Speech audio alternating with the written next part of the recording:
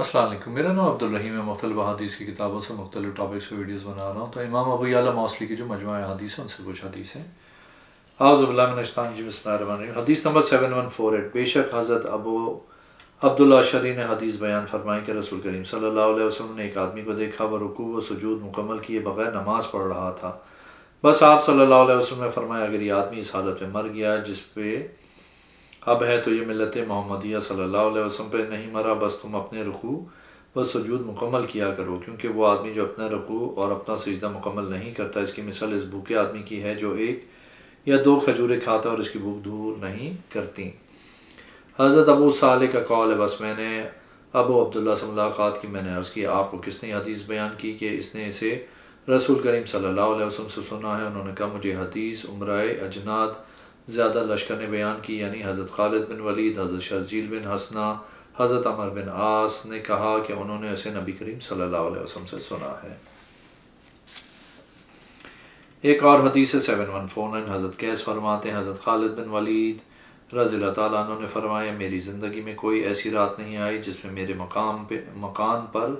میری پسندیدہ نئی نویلی دلہن پیش کی جائے، یا جس میں مجھے کسی بیٹے کی خوشخبری دی جائے۔ اس سے زیادہ مجھے سخت سردی والی وہ رات زیادہ پسند ہے جس میں مہاجرین کے لشکر کے ساتھ میں موجود ہوں اور صبح اٹھ کر دشمن سے جہاد کرتا ہوں۔ ایک اور حدیث 7150۔ حضرت ابو الصفر فرماتے حضرت خالد بن ولید بنی مرازیہ کے سلسلے میں ہیرا میں اترے تو انہوں نے آپ رضی اللہ تعالیٰ عنہ سے عرض کی، زہر سے بچنا، ایسا نہ ہو اجمی لوگ تمہیں زہر پلا دیں۔ آپ رضی اللہ تعالیٰ عنہ نے فرمایا، لے آؤ میرے پاس زہر۔ بس زہر لائی گئی، بس آپ نے اسے اپنے ہاتھ سے پکڑ کے نگل لیا، ساتھ پڑھا اللہ کے نام سے، بس زہر نے آپ کو کوئی نقصان نہ دیا۔ ایک اور حدیث 7151۔ حضرت قیس فرماتے ہیں کہ میں نے حضرت خالد بن ولید کو سنا، وہ جریدہ میں قوم کو بتا رہے تھے، فرمایا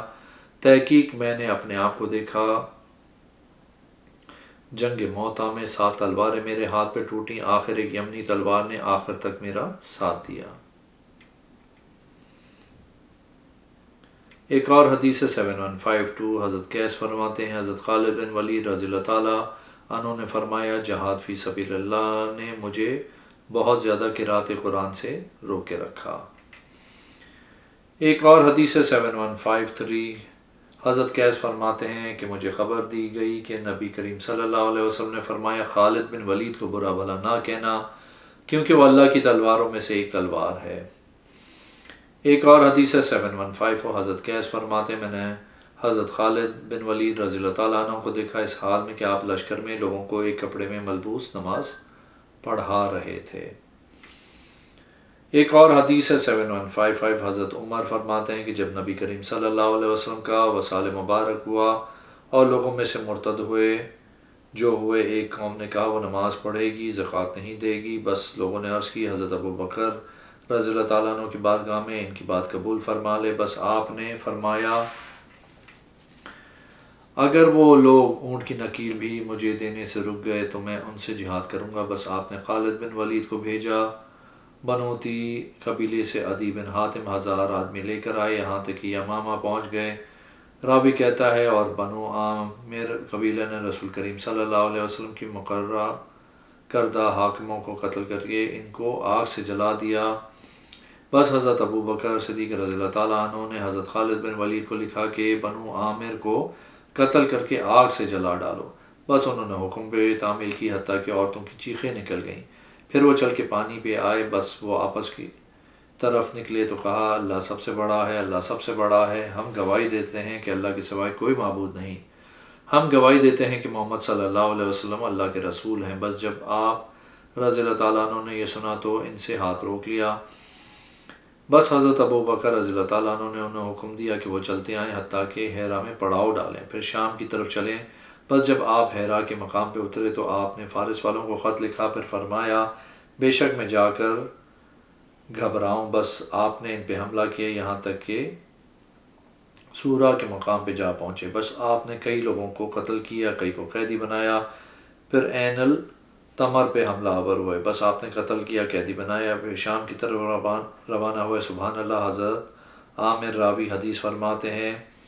ابن بقبلہ نے مجھے حضرت خالد بن ولید کا خط نکال کے دکھایا، اللہ کے نام سے شروع جو انتہائی مہربان ہمیشہ رحم فرمانے والا ہے، خالد بن ولید کی طرف سے فارس والوں پر سلام، اس پر جس نے ہدایت کی پیروی کی، بس بے شک میں اللہ کی حمد کرتا ہوں جس کے سوائے کوئی عبادت کے لائق نہیں، تمہاری جماعت کو تتر بتر کر دے گی، تمہاری طاقت کو ذلت میں بدل دے گی اور تمہارا ملک تم سے چھین لے گی، بس جب میرا یہ خط تمہارے پاس آئے تو میری طرف سے ذمہ داری کا یقین کرنا یا اسلام قبول کرنا یا مجھے جزیہ ادا کرنا، میری طرف گروی بھیجنا، ورنہ وہ ذات جس کے سوا کوئی معبود نہیں، میں تم پہ ایسی قوم ڈالوں گا جو موت سے اس طرح محبت کرتی ہے جس طرح تم زندگی سے محبت کرتے ہو، سلام اس پہ جس نے ہدایت خداوندی کی پیروی کی۔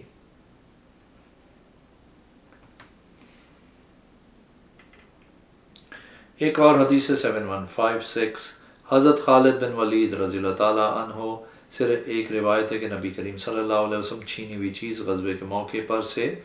خمس نہیں لیتے تھے۔ ایک اور حدیث 7157 دوسری روایت حضرت خالد بن ولید رضی اللہ تعالیٰ عنہ سے یہ کہ غزوے کے دوران چھینی ہوئی چیز سے نبی کریم صلی اللہ علیہ وسلم خمس لیتے تھے۔ ایک اور حدیث 7158 حضرت عامر بن ربیعہ رضی اللہ تعالیٰ عنہ فرماتے ہیں کہ میں نے حضور صلی اللہ علیہ وسلم کو دیکھا مسواک کرتے ہوئے روزے کی حالت میں ان کو نہ گن سکتا نہ شمار کر سکتا ہوں۔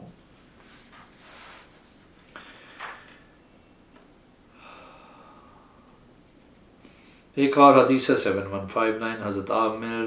بن ربیعہ رضی اللہ تعالیٰ عنہ اپنے باپ سے روایت کرتے ہیں کہ بنی فزارہ کی ایک عورت نے ایک آدمی سے شادی کی، 2 جوتوں پہ بطور مہر، حضور صلی اللہ علیہ وسلم نے اس کو کہا کیا تو ان 2 کے بدلے آپ اور مال سے رضامند ہے؟ اس نے عرض کی جی ہاں، آپ صلی اللہ علیہ وسلم نے اس کو جائز قرار دیا۔ ایک اور حدیث 7160 حضرت عامر بن ربیعہ رضی اللہ تعالیٰ عنہ اپنے باپ سے روایت کرتے ہیں کہ میں اور سہل بن حنیف رضی اللہ تعالیٰ عنہ چلے، ہم پردے کی جگہ تلاش کر رہے تھے، ہم نے پردے کی جگہ پائی، ہم میں سے کوئی بھی حیات کرتا تھا کہ کسی کے سامنے غسل کرے، میں نے اسے پردہ حاصل کیا، اس پہ جبہ اتارا، پھر پانی میں داخل ہوا، میں نے ان کی طرف دیکھا، مجھے ان کی نظر لگ گئی، میں نے ان کو بلوایا، انہوں نے میرا جواب نہیں دیا، میں نے یہ بات حضور صلی اللہ علیہ وسلم کے بتائی، آپ صلی اللہ علیہ وسلم تشریف لائے، آپ صلی اللہ علیہ وسلم نے اس کے سینے پہ ہاتھ مارا، پھر فرمایا اے اللہ تو اس کی گرمی اور سردی اور بد نظر لے جا، پھر فرمایا تو کھڑا ہو جا۔ حضور صلی اللہ علیہ وسلم نے فرمایا جب تم میں سے کوئی کسی کی جان و مال یا اس کے بھائی کو دیکھے اس کو پسند کرے تو اس کے لیے برکت کی دعا کرے کیونکہ نظر حق ہے۔ ایک اور حدیث 7161 حضرت عامر بن ربیعہ رضی اللہ تعالیٰ عنہ فرماتے ہیں انہوں نے حضور صلی اللہ علیہ وسلم سے سنا کہ آپ صلی اللہ علیہ وسلم نے فرمایا جو بندہ مجھ پہ درود پڑھتا ہے اس کے لیے فرشتے دعا کرتے ہیں جب تک وہ مجھ پہ درود پڑھتا ہے، اب اس کی مرضی ہے وہ بندہ تھوڑا پڑھے یا زیادہ پڑھے۔ ایک اور حدیث ہے 7162 حضرت عامر بن ربیعہ رضی اللہ تعالیٰ عنہ روایت فرماتے ہیں کہ بنو فزارہ کے ایک آدمی نے کسی عورت سے نالین کی شرط پہ نکاح کیا تو نبی کریم صلی اللہ علیہ وسلم نے اس عورت کے نکاح کو جائز رکھا۔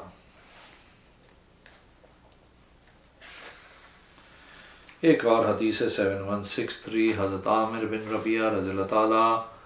عنہ فرماتے ہیں کہ حضور صلی اللہ علیہ وسلم نے فرمایا اللہ عز و جل فرماتا ہے کہ صلہ رحمی مجھ یعنی رحمان سے نکلی ہے، جو اس کو جوڑے گا میں اس کو جوڑوں گا، جو اس کو توڑے گا میں اس کو توڑ دوں گا۔ ایک اور حدیث 7164 حضرت عامر بن ربیعہ رضی اللہ تعالیٰ عنہ فرماتے ہیں کہ حضور صلی اللہ علیہ وسلم ہم کسی جنگ کے لیے بھیجتے تھے، ہمارے پاس کھانے کے لیے کوئی چیز نہیں ہوتی مگر کھجوریں، ہم اس کو ایک ایک مٹھی تقسیم کرتے یہاں تک کہ انتہا ایک کھجور پہ ہوئی، اللہ کی قسم جب سے ہم نے ان کو گم کیا ہے ہم خلل کا شکار ہیں۔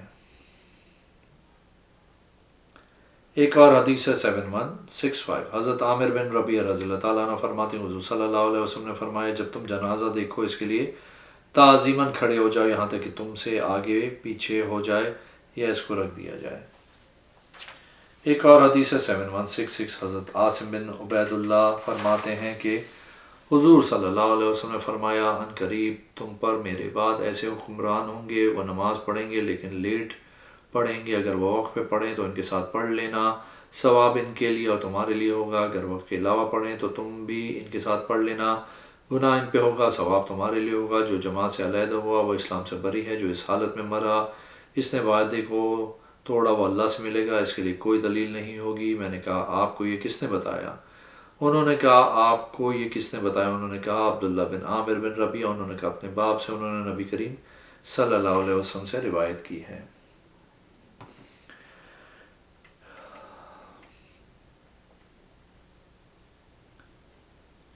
ایک اور حدیث ہے 7167، حضرت عامر بن ربیعہ رضی اللہ تعالیٰ عنہ فرماتے ہیں انہوں نے حضور صلی اللہ علیہ وسلم کو دیکھا،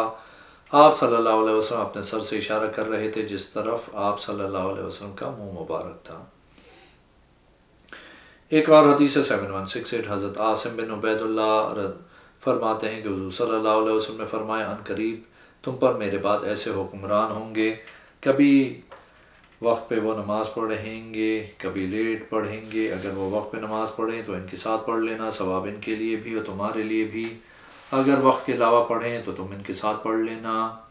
پڑھ لیا کرو، گناہ ان پر ہوگا، ثواب تمہارے لیے ہوگا۔ جو جماعت سے علیحدہ ہوا وہ اسلام سے بری ہے، جو اس حالت میں مرا اس نے وعدے کو توڑا وہ اللہ سے ملے گا، اس کے لیے کوئی دلیل نہیں ہوگی۔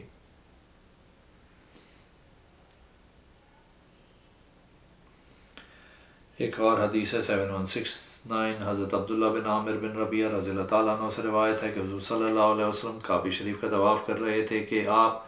صلی اللہ علیہ وسلم کے نالین شریف کا تسمہ ٹوٹ گیا، ایک آدمی نے اپنی جوتی کا تسمہ نکالا، اس کے بعد حضور صلی اللہ علیہ وسلم کی نالین مبارک میں ڈال دیا، آپ صلی اللہ علیہ وسلم نے اس کو پھینک دیا، فرمایا ترجیح ہے، میں ترجیح کو پسند نہیں کرتا ہوں۔ ایک اور حدیث ہے 7170، حضرت ابو بصرہ الغفاری رضی اللہ تعالیٰ عنہ فرماتے ہیں کہ حضور صلی اللہ علیہ وسلم نے ہم کو نماز پڑھائی، نماز عصر، جب نماز سے فارغ ہوئے آپ صلی اللہ علیہ وسلم نے فرمایا یہ نماز پیش کی گئی ان لوگوں پہ جو تم سے پہلے تھے، انہوں نے اسے سستی کی اور اسے چھوڑ دیا، جو تم میں سے اس نماز کو پڑھے گا اس کے لیے 2 گنا ثواب ہوگا، اس کے بعد کوئی نماز نہیں یہاں تک اسے ستارہ دیکھ لو۔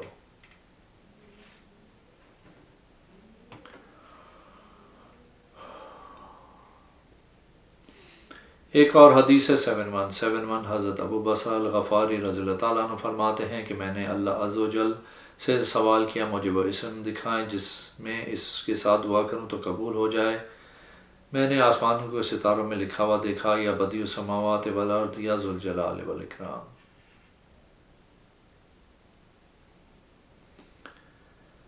ایک اور حدیث ہے 7172، حضرت عبد الرحمن رضی اللہ تعالیٰ عنہ جب اپنے گھر داخل ہوتے اپنے گھر کے چاروں کونوں میں آیت الکرسی پڑھتے تھے۔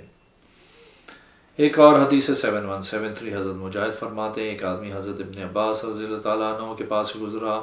تو آپ نے فرمایا بے شک یہ آدمی مجھ سے محبت کرتا ہے، انہوں نے عرض کی یہ آپ کو نہیں جانتا ابن عباس؟ آپ رضی اللہ تعالیٰ عنہ نے فرمایا کیونکہ میں اس سے محبت کرتا ہوں۔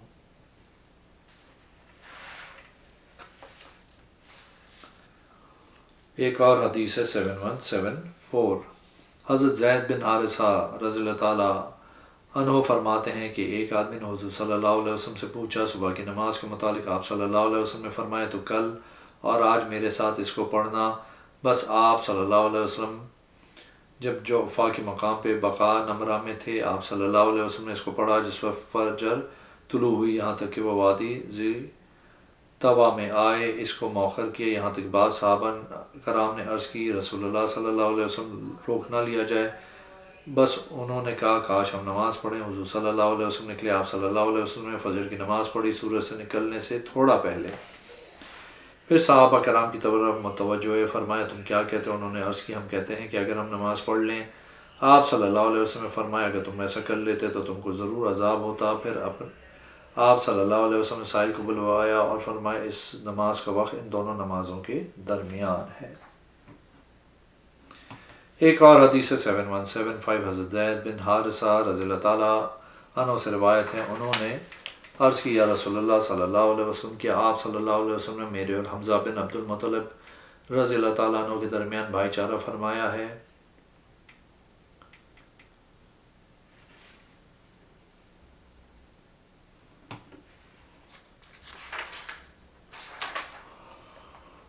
اگر آپ نے میرے چینل کو اب تک سبسکرائب نہیں کیا تو پلیز کیجیے، اس ویڈیو کو لائک کیجیے، اگلے میں انشاءاللہ حاضر ہوتا ہوں۔ اللہ حافظ۔